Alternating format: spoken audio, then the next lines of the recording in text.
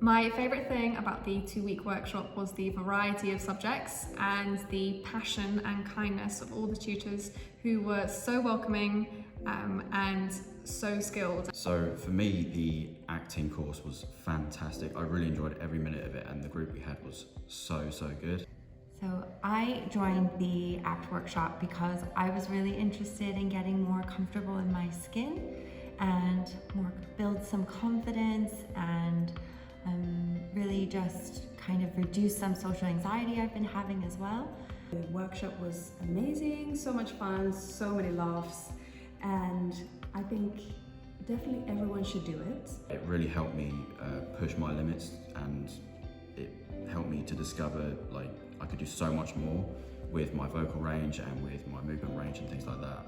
I've always been curious about drama. I have really no experience in it apart from a small intro class back at uni.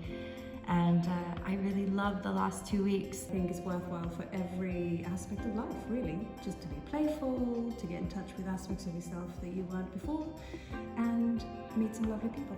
So I definitely recommend it, and it's fantastic. I can't really say anything negative about it because it was such a wonderful time.